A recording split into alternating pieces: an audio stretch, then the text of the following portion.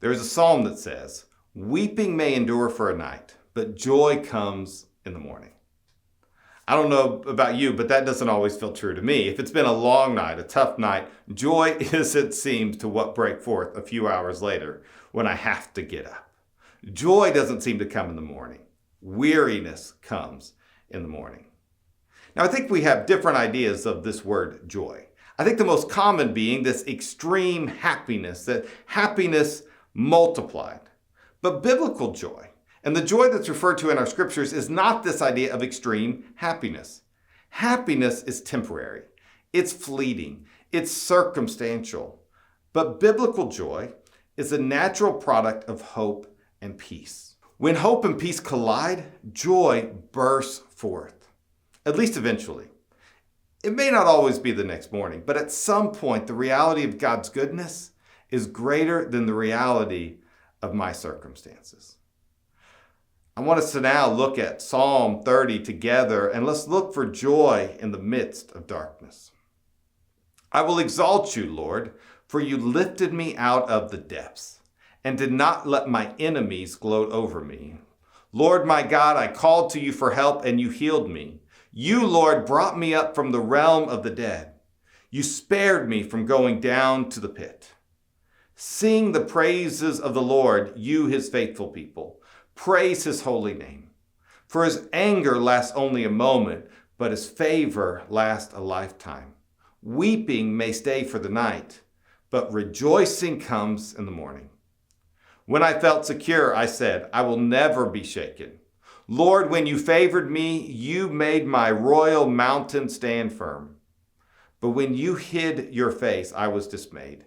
To you, Lord, I called to the Lord. I cried for mercy. What is gained if I am silenced? If I go down to the pit, will the dust praise you? Will it proclaim your faithfulness? Hear, Lord, and be merciful to me. Lord, be my help. You turned my wailing into dancing.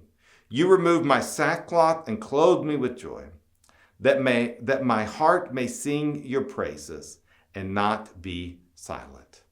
Lord my God, I will praise you forever.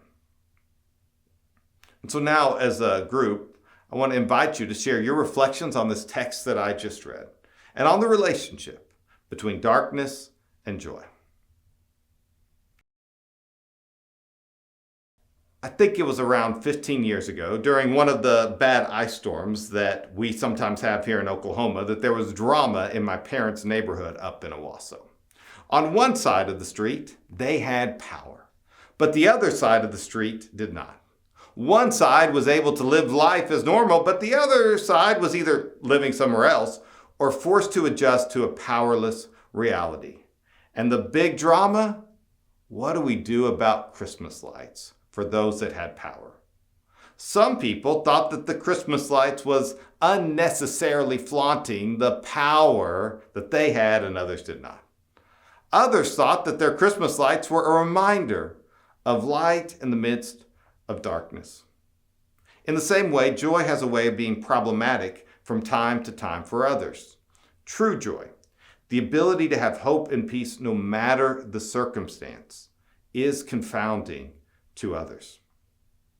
Now, we know that the pursuit of happiness is a phrase that we'll hear quite often, but it is not the ideal that so many people strive to. I always think about this quote from the television show Mad Men, which is about a New York ad agency in the 1960s. And the main character, Don Draper, he says this: "What is happiness? It's a moment before you need more happiness."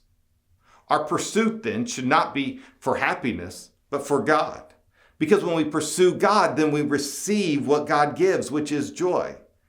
When Jesus came to earth, his mission statement was based on this verse in Isaiah 61, verses 1 to 3. And I'm going to invite us to reflect on this together. Isaiah says this: "The Spirit of the Sovereign Lord is upon me, because the Lord has anointed me to proclaim good news to the poor. He has sent me to bind up the brokenhearted, to proclaim freedom for the captives and release from darkness for the prisoners, to proclaim the year of the Lord's favor and the day of vengeance of our God, to comfort all who mourn and provide for those who grieve in Zion, to bestow on them a crown of beauty instead of ashes, the oil of joy instead of mourning, and a garment of praise instead of a spirit of despair. Now it's time for you to share together about this scripture, about joy, and it's about what God is doing around you and around us. And then you all will light the Advent wreath together as we wait together a little bit closer to Christmas.